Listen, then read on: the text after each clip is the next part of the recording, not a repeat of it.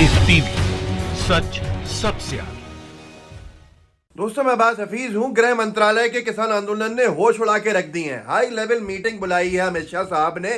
समझ में नहीं आ रहा है कि करें क्या, लेकिन एक ही साजिश रची जा रही है कि कैसे किसानों के आंदोलन को तोड़ा जाए, कैसे इनको घुटनों के बल लाया जाए, कैसे इनके ऊपर बर्बरता बढ़ाई जाए। ये हमारे देश का अन्नदाता है जो आज ये दिन देख रहा है, क्योंकि हम सब खामोश हैं। हाई लेवल मीटिंग आप देखिए, एबीपी ने भी लिखा है और उससे पहले नवभारत टाइम्स ने लिखा है।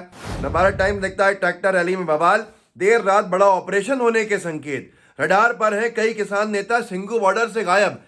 बड़ा ऑपरेशन हमारे देश का अन्नदाता है, हमारे देश का किसान है। गृह मंत्रालय के होश क्यों उड़े हुए हैं? आखिर वो आतंकवादियों की तरह क्यों इनसे बर्ताव कर रही है, मुझे समझ में नहीं आ रहा है।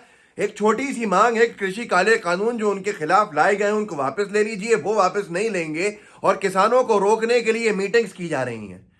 बहुत लंबे समय तक मीटिंग चली है कल रात को, और उसके बाद आला अधिकारी उसमें बैठे, अमित शाह साहब खुद बैठे कि कैसे ये पूरे आंदोलन के ऊपर पकड़ रखी जाए, कैसे इसको रोका जाए। अरे भाई, हमारे देश का अन्नदाता। देखिए, एबीपी ने छापा फिर, किसानों के हंगामे के बाद गृह मंत्रालय का बड़ा फैसला, दिल्ली और सीमावर्ती इलाकों में 15 सीआरपीएफ की कंपनियां तैनात होंगी। आप सोचिए, अमित शाह जी ने यह फैसला लिया है कि दिल्ली और दिल्ली से लगे हुए इलाकों में 15 सीआरपीएफ की कंपनीज जो हैं वो तैनात की जाएंगी। मतलब टुकड़ियां तैनात होंगी, जो सीआरपीएफ के जवान हैं उनको रखा जाएगा। किसको रोकने के लिए? फिर से हमारे किसानों को रोकने के लिए। आखिर आज पूरे देश के अंदर गोदी मीडिया ने जो तांडव मचाया है किसानों को बदनाम करने के लिए, वो बेनकाब हो गया। बीजेपी का एजेंट निकल गया जिसने झंडा फहराया था। बीजेपी के लोगों ने पहचान लिया, जो दंगाई बीच में थे वहां पर, जिन्होंने पूरा माहौल बिगाड़ा था, ऐसा वहां के लोग कह रहे हैं।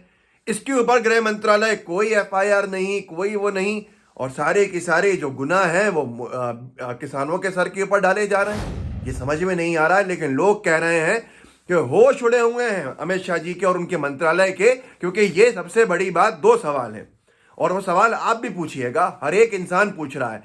अगर दिल्ली के अंदर हिंसा भड़की तो जिम्मेदार कौन है? जिम्मेदार लॉ ऑर्डर की जिम्मेदारी, जिसको लॉ ऑर्डर मेंटेन करने की जिम्मेदारी होती है, वो गृह विभाग है। क्या गृह विभाग, अगर ऐसा कुछ होना था, दो चीजें हैं, दोनों में से एक की हैं। अगर या तो ये पूरा का पूरा प्रायोजित है मोदी सरकार के द्वारा, और अगर ये, तो आप गुनाहगार हो। अगर ये प्रायोजित नहीं है मोदी सरकार के द्वारा, तो अमित शाह जी के मंत्रालय का इंटेलिजेंस फेलियर है, इतिहास का सबसे बड़ा, कि उनको भनक भी नहीं लगी और उनसे कंट्रोल ही नहीं हुआ कुछ भी। इसीलिए ट्विटर पे मांग उठी हुई थी कि अमित शाह इस्तीफा दे दें फौरन। अगर कोई और गृह मंत्री होता, किसी और की सरकार होती, तो अब तक तो गोदी मीडिया चीख चीख के गृह मंत्री के इस्तीफे मांग रही होती। पर यहां अमित शाह जी बैठे हुए हैं। अब मैं फिर से कहता हूं, दो चीजें, अनभक्तों से भी कहिएगा, दो चीजें हैं जिनमें से एक ना एक हुई है, और एक को मोदी सरकार को मानना होगा। पहली चीज, आपका इंटेलिजेंस फेलियर हो गया इतना बड़ा सारा, और आपकी पुलिस रोक ही नहीं पाई, मैनेज ही नहीं कर पाई, तो ये भी गलती आपकी है सबसे बड़ी, क्योंकि जिम्मेदारी आपकी थी। इस्तीफा दिलाइए फौरन गृह मंत्री महोदय का, गृह मंत्री दूसरा लेकर आइए। कायदे में तो प्रधानमंत्री महोदय को भी इस्तीफा देना चाहिए और बीजेपी सरकार को भंग करना चाहिए, जिसने ये हालात बनाए कि इतनी सारी वार्ताएं हुई, मीटिंग्स हुई किसानों के साथ, और सारी फेल हो गई।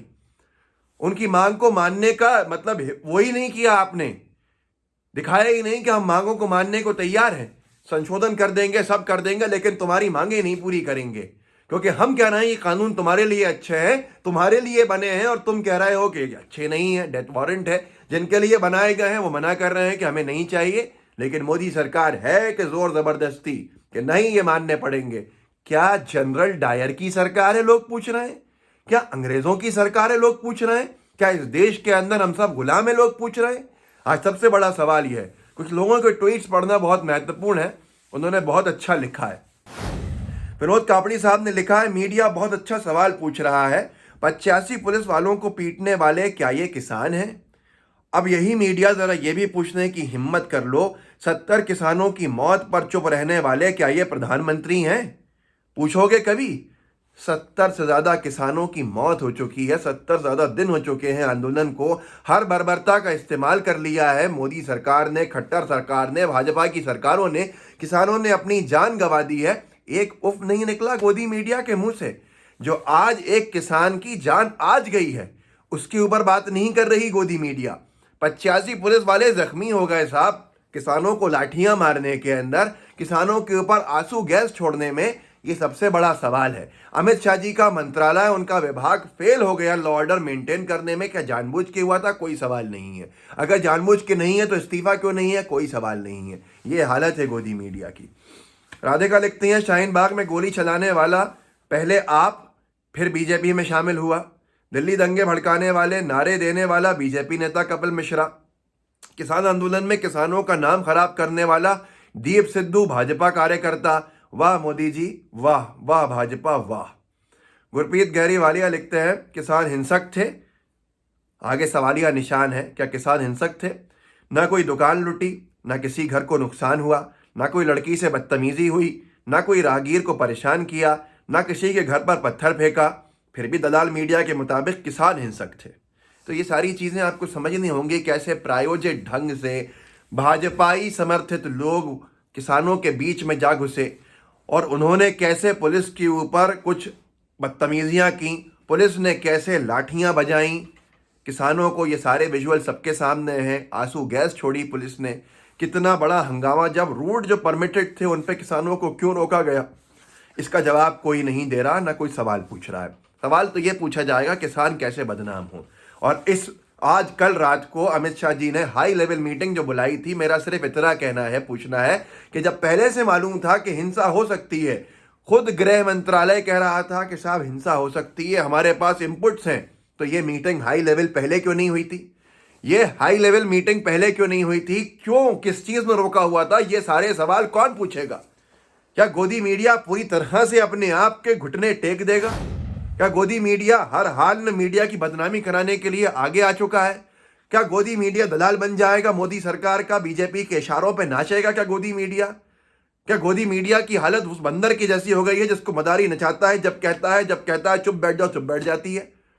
हर आंदोलन को बदनाम करना, हर आंदोलनकारी को बदनाम करना। जो आवाज मोदी सरकार के खिलाफ अपने अधिकारों की मांग के लिए उठेगी, गोदी मीडिया उसका जो है चरित्र हनन करेगी, उसको बदनाम करेगी, उसको देशद्रोही, उसको आतंकवादी, सब कुछ बोल देगी, पर एक सवाल करने की हिम्मत नहीं होगी भाजपा सरकार से। तो बताइएगा कि किसानों के आंदोलन से आप कितना घबरा गए हैं अमित शाह साहब का विभाग, और कितने घबरा गया है पूरा का पूरा प्रशासन। अरे उनकी मांगे मान लो, ये सारी घबराहट दूर हो जाएगी। जिस बिल के ऊपर सदन में चर्चा नहीं होगी उसमें हालात ऐसे ही बनेंगे। अभी भी वक्त है अपनी गलती को सुधारने का। वापस कृषि कानूनों को रद्द करके जाइए संसद के अंदर, वहां खुले तौर पर चर्चा कीजिए। हर पॉलिटिकल पार्टी को कॉन्फिडेंस में लीजिए, किसान यूनियनों को कॉन्फिडेंस में लीजिए, फिर जाके कानून बनाइए। उफ नहीं होगा यहाँ पर आपकी मंशा जग जाहिर है।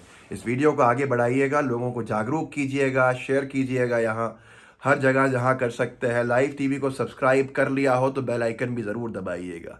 जय हिंद, जय भारत। लाइव टीवी, सच सबसे आगे।